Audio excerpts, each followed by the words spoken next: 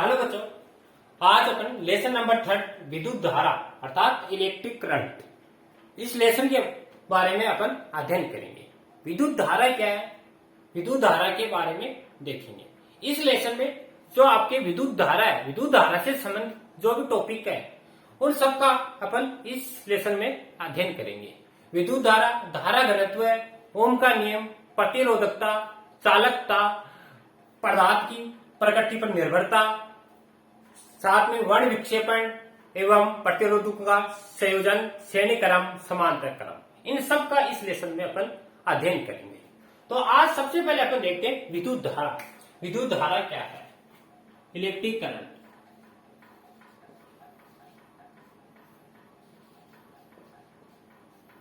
विद्युत धारा इसको आई से प्रदर्शित करते हैं बच्चों। क्या होती है? देखो, धारा क्या होती है? धारा आप दैनिक जीवन में देखते हो, जितने भी अपने घरेलू उपकरण हैं, इलेक्ट्रिक युक्तियां हैं, इलेक्ट्रिक युक्तियों को चलाने के लिए धारा की आवश्यकता होती है। अब धारा क्या है? सबसे पहले अपन जो भी चालक होते हैं, चालक कंडक्टर होते हैं, चालक तार होते हैं, वायर होते हैं, उन चालक तार में इलेक्ट्रॉन होते हैं, मुक्त इलेक्ट्रॉन होते हैं। मुक्त इलेक्ट्रॉन एक स्थान से दूसरे स्थान पर गति करते हैं।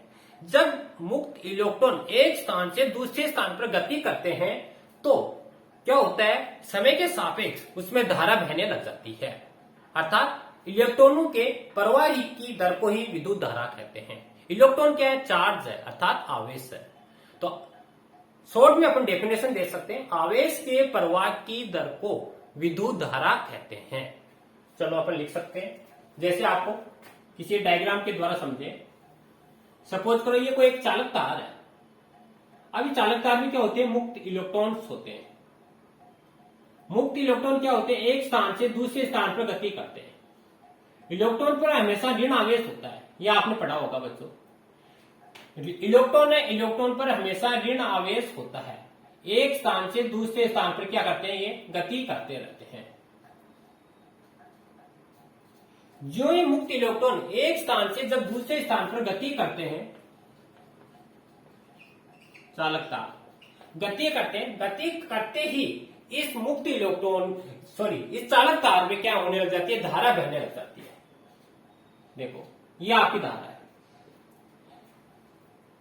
इसी को अपन विद्युत धारा कहते हैं। और ये मुक्त इलेक्ट्रॉन क्या होते हैं? इलेक्ट्रॉन एक तरीका क्या है? चार्ज है, जिस पर अपने आवेश देखा है 1.6 इंटू 10 की पावर माइनस में 19 कूलम, इतना चार्ज होता है। ठीक है बच्चों। अब दूसरी बात, हमेशा मुक्त इलेक्ट्रॉन निम्न विभव वाले क्षेत्र की ओर आपकी गति करते हैं, क्योंकि इस पर ऋण आवेश पाया जाता है।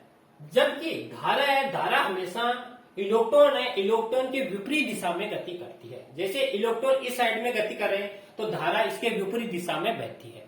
धारा हमेशा उच्च विभव वाले अर्थात धन सिरे से ऋण सिरे की ओर बहती है। धारा हमेशा धन सिरे से ऋण सिरे की ओर बहती है। ये आपको इंपोर्टेंट है, याद रखना है। तो अपन परिभाषा लिखते हैं, आवेश के प्रवाह की दर को आवेश के प्रवाह की दर को विद्युत धारा कहते हैं। आवेश के प्रवाह की दर को विद्युत धारा कहते हैं। समझिए, यदि किसी चालक तार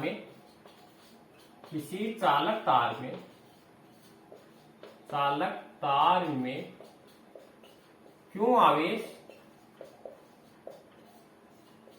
t समय में हो तो विद्युत धारा क्या होगी? धारा बराबर आवेश अपॉन समय है। ठीक है, या I बराबर क्यू अपॉन में T। अब आवेश का इलेक्ट्रॉन है, इसको आप ऐसे भी ले सकते हो। आपने पीछे पढ़ा होगा, कोई चालक तार है, जैसे n इलेक्ट्रॉन है, इस चालक तार में n इलेक्ट्रॉन है, तो ये अपने पीछे पढ़ चुके हैं, क्यू बराबर क्या होता है? n e। तो इसको आप ऐसे भी लिख सकते हो, आई बराबर एन ई अपॉन में टी। एन क्या है? इलेक्ट्रॉन की संख्या है। ई क्या है? इलेक्ट्रॉन, एक इलेक्ट्रॉन पर आवेश का मान, टी है लगा समय। तो आई बराबर क्यू अपॉन टी, ये आई एक ही चीज है। इसका मात्रक देखें,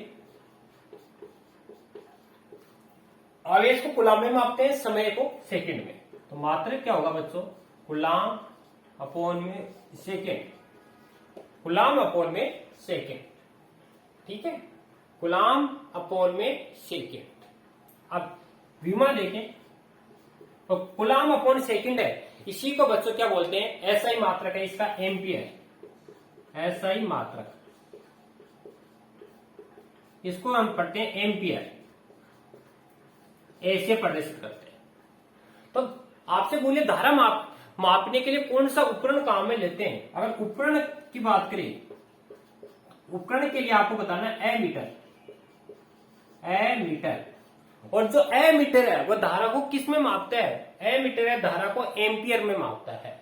और एम्पियर बराबर क्या है? कूलाम अपॉन में सेकेंड। समझ रहे हो बच्चों? यानी धारा मापने के लिए जो उपकरण काम में लेते हैं वह है एमीटर, और धारा किस में मापता है? वो एम्पियर में मापता है। एमीटर को हमेशा परिपथ के श्रेणी क्रम में जोड़ा जाता है, ये भी याद रखना आपको, ये हमेशा श्रेणी क्रम में जोड़ा जाता है, सीरीज में, श्रेणी क्रम में। ठीक है, इसकी विमा देखे बच्चों, विमा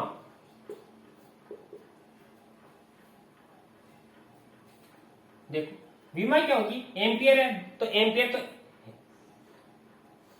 मूल मात्रक है, m0 l0 t0 और 1 की पावर 1, ये इसकी विमा होगी। ठीक है बच्चों, धारा के अन्य मात्रक भी होते हैं, और एक चीज याद रखना, राशि क्या है? ये अदिश राशि है, इसमें कोई डायरेक्शन नहीं होती है, तो अदिश राशि है धारा। साथ ही में ये आपको ये भी याद रखना, अन्य मात्रक भी होते हैं, अन्य मात्रक। अन्य मात्रक में जैसे मिली एम्पियर आ जाए, आपसे बोले 1 मिली एम्पियर, तो क्या लिखोगे? 10 की पावर माइनस में 3 एम्पियर। माइक्रो एम्पियर 10 की पावर माइनस में 6 एम्पियर। नैनो एम्पियर 10 की पावर माइनस में 9 एम्पियर। तो इस तरह आपको ये मिली, माइक्रो, नैनो, तो इस तरह आप कन्वर्ट कर सकते हो। कई बार 1 एम्पियर की परिभाषा बोल लेते हैं, 1 एम्पियर की परिभाषा,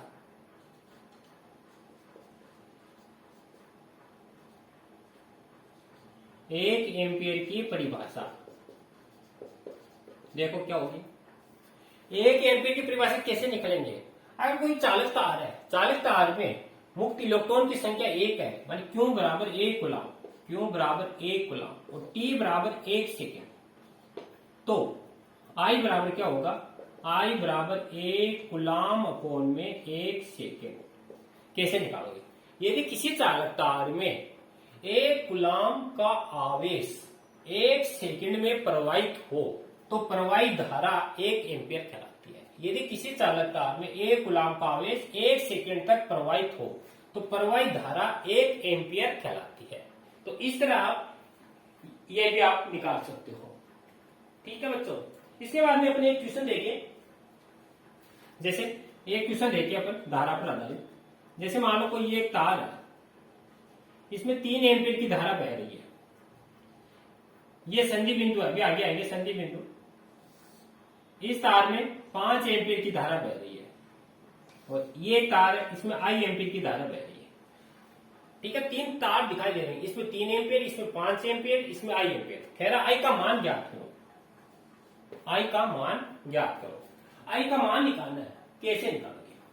तो ये जो आई है, इस आई का मान देखो बच्चों, ये दो आ रही है और ये जा रही है, तो आई बराबर क्या होगा? आई बराबर, जैसे इसको I1 मान लेते हैं, ये I1 है और इसको I2 मान लेते हैं, तो I बराबर I1 प्लस I2 बराबर 3 प्लस में 5, कितने होगी बच्चों? 7 एम्पियर। तो इस धारा का मान कितना होगा? 7 एम्पियर। तो इस तरह आप ज्ञात कर सकते हो। यहां तक नोट करो, फिर इस पर आधारित और क्वेश्चन देखते हैं।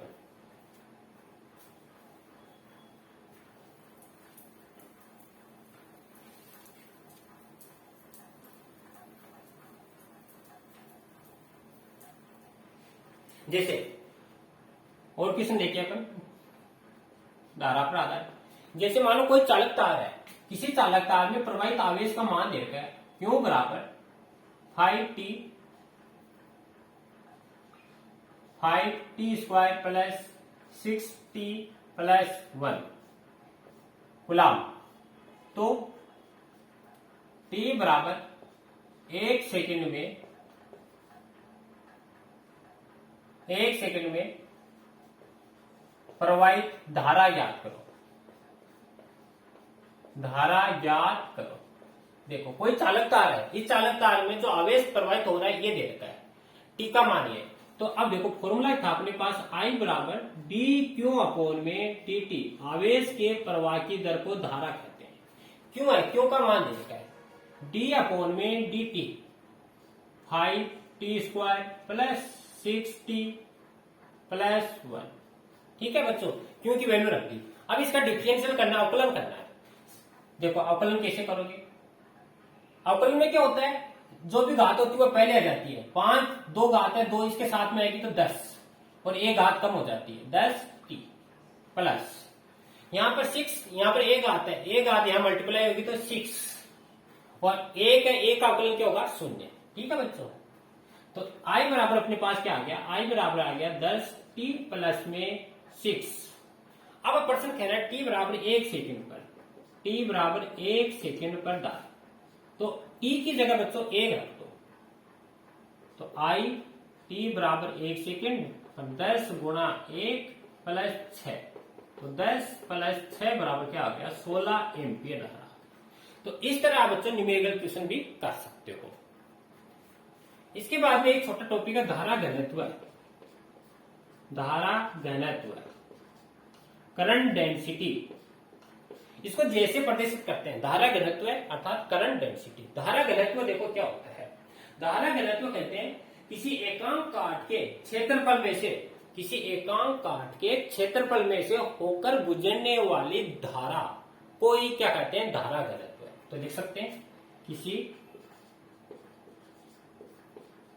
एकांक काट के क्षेत्रफल में से होकर गुजरने वाली धारा को धारा घनत्व कहते हैं।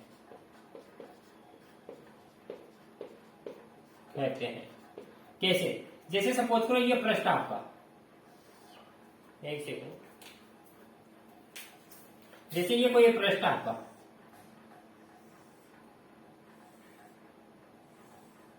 इस पृष्ठ का ये क्षेत्रफल है A, ठीक है, ये बिंदु है। अब इसमें से कोई धारा गुजर रही है आपकी I, तो आपको क्या लिखा है किसी एकांक काट, ये एकांक काट के क्षेत्रफल में से होकर गुजरने वाली धारा को ही धारा घनत्व कहते हैं। अर्थात धारा घनत्व J बराबर I अपोन में A, J बराबर I अपोन में A। ठीक है, अगर सपोज करो प्रश्न इस तरह आपका थोड़ा तिरछा रखा हुआ है, अब ये तो इसमें क्या हो रही है धारा गुजर रही है I, और ये इसके एकांक काट का क्षेत्रफल है ए लिख लेते हैं। ठीक है, और ये बीच में कोण बन रहा है थीटा। उस कंडीशन में धारा घनत्व क्या होता है, उस कंडीशन में होता है धारा I बराबर जे डॉट ए, क्योंकि धारा एक अदिश राशि है इसलिए डॉट लगाते हैं। और डॉट क्यों है, डॉट को हटाओगे तब आएगा जे ए कोस थीटा। अब थीटा क्या है, थीटा है जो पृष्ठ आपने धारा के साथ में कितना कोण बना रहा है वो थीटा है। तो इसको आप लिख सकते हो जे बराबर I ए कोस थीटा। तो इस तरह भी आप इसको लिख सकते हो। ठीक है, मात्रक देखें इसका बच्चों, धारा घनत्व का एम्पियर अपॉन में मीटर स्क्वायर, क्षेत्रफल एम्पियर अपॉन मीटर स्क्वायर। और धारा घनत्व एक सदिश राशि है, ये आपको इंपोर्टेंट है याद रखना, क्योंकि धारा घनत्व में दिशा का ज्ञान होता है। तो धारा घनत्व एक सदिश राशि है जबकि धारा एक अदिश राशि है। तो क्वेश्चन काफी बार आता है वहां धारा एक अदिश राशि है जबकि धारा घनत्व एक सदिश राशि है। तो ये आपका याद रखना है आपको। ठीक है बच्चों, इसके बाद में अपन देखते हैं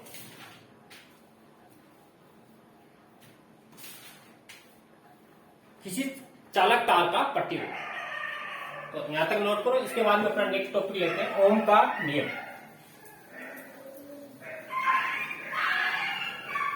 तो अपना नेक्स्ट टॉपिक है ओम का नियम।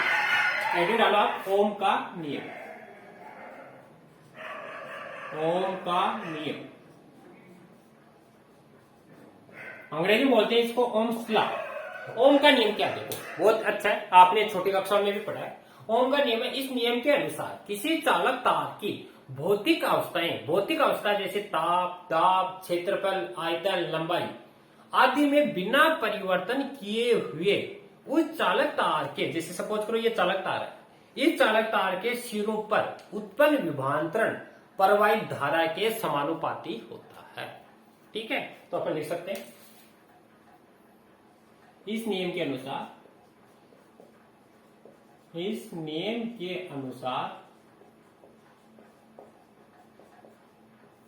किसी चालक तार की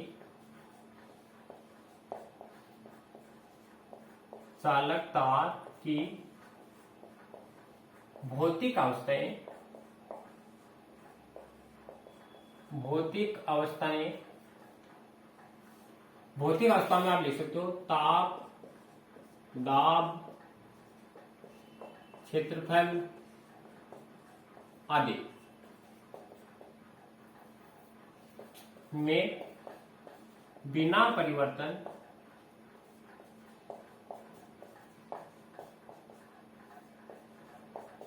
परिवर्तन किए, इस नियम के अनुसार किसी चालक तार की भौतिक अवस्था ताप, दाब, क्षेत्रफल में बिना परिवर्तन किए उस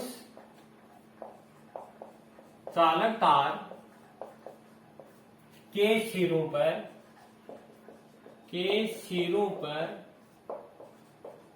उत्पन्न विभवांतरण प्रवाहित धारा के समानुपाती होता है। देखो बच्चों क्या कह रहे हैं, इस नियम के अनुसार किसी चालक तार की भौतिक अवस्था में बिना परिवर्तन किए हुए उस चालक तार के सिरों पर उत्पन्न विभवांतरण प्रवाहित धारा के समानुपाती होता है।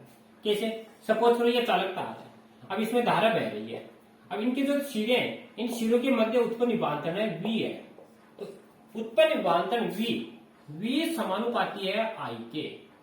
ठीक है, इसको बैलेंस करते हैं तो V बराबर आता है RI। V बराबर RI।